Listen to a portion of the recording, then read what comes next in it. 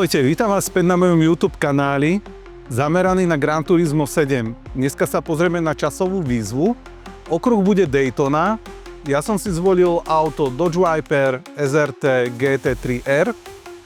Zistil som, že toto auto mi najviac sedí a väčšina hráčov ho použila, ale vyskúšal som to aj so Suprou, vyskúšal som to aj s Corvettou a taktiež aj Porsche 911. Každé jedno auto mi tak sadlo, že som dosiahol tento čas, aby som splnil zlato. Ale najviac mi sadol naozaj tento Dodge, takže poďte sa so mnou pozrieť, ako som tento čas dosiahol. Okruh Daytona. Neviem ako vás, ale mňa táto časová výzva dosť bavila, takže tu si stopneme. Prvý brzdný bod bol u mňa tá modrá čiara na betónovom múre. Zoberte tú zákrutu viac zoširoka, potom sa vám auto viacej zrotuje vlastne doľava, kde vlastne sa ako keby viacej vyrovná, budete mať lepší výjazd. Plná brzda, podraďujeme do dvojky, pri výjazde preradíme na trojku, aby sme mali dobrý výjazd. Samozrejme pozor na ten plyn, aby sa vám neprešmykli kolesa. Ďalší brzdný bod je tá čierna škvrna na ceste. Je dosť problém zbadať tento bod. Ja si ho už pamätám, lebo dosť často som jazdil túto trať, takže už automaticky viem, kde mám brzdiť. Ale určite, keď si to párkrát prejdete, tak sami zistíte vlastne, že kde je ten brzdný bod. Že plná brzda, zaradíme dvojku, pomaličky vyrovnáme auto, plynom opatrne samozrejme, aby sa vám auto neprešmyklo. Tak a tu už na tej rovinke ideme plné bomby. Využívajte samozrejme zase celú trať. Tu do Apexu to kľudne zrešte. Prvý brzdný bod je u mňa naľavo, ak vidíte tú čiernu škvrnu, tak to je môj prvý brzdný bod. Do tejto zákruty ja brzdím dvakrát. Takže toto je prvý bod. Takže plná brzda, podradím do dvojky, tu si to stopneme. Môj ďalší brzdný bod je začiatok toho žltého obrubníka a snažíme sa to auto držať čo najviac vpravo. Tu pri brzdení nemusíte dať 100%, stačí dať nejakých 50, maximálne 70%.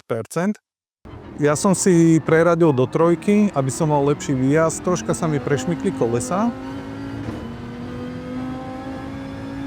Ďalším brzdným bodom je tá biela čiara pri žltom obrubníku.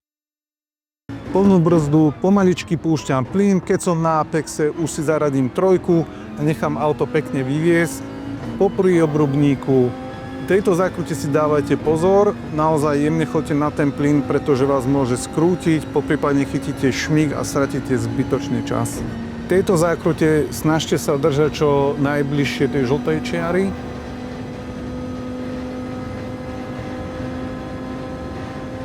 Tu si to stopneme.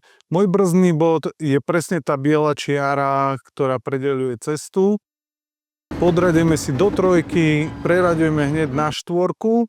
Ja som to jemne skorigoval ešte brzdou. Kľudne si môžete strihnúť tú cestu cez ten posledný obrubník, ale držte tie kolesa aspoň na tom obrubníku, ináč dostanete penalizáciu a zruší sa vám čas.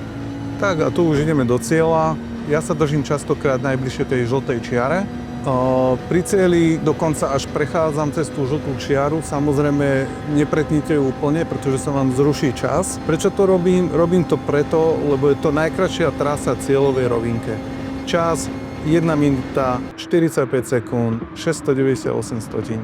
A získali sme ďalšie zlato.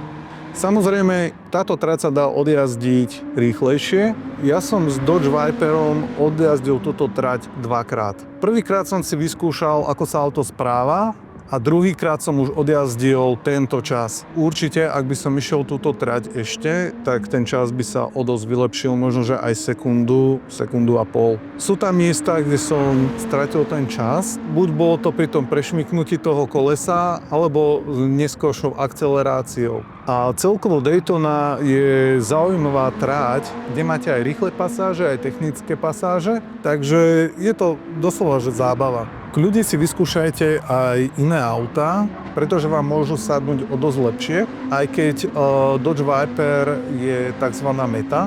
Inak, ak by vás to zaujímalo, tak tá potlač Coca-Cola, tak tu som vyrobil na toto auto ja, takže ak si ma nájdete na Gran Turisme alebo si zadáte livery na Dodge Viper Coca-Cola, tak tam nájdete aj môj polet.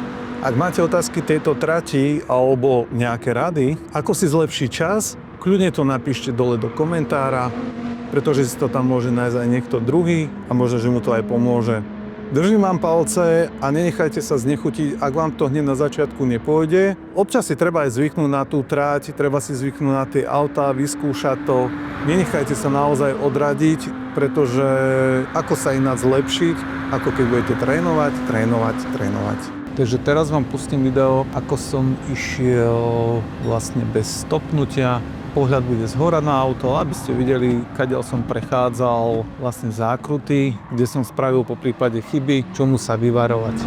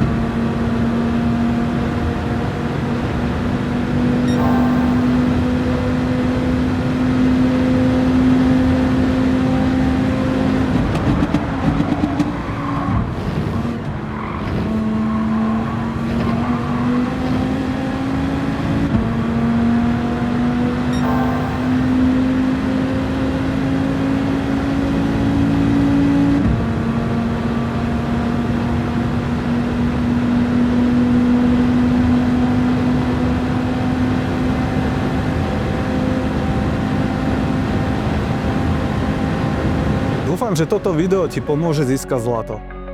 Ak sa ti video páčilo, daj like, poprípade odber, alebo zvonček, ak nechceš meškať ďalšie videá.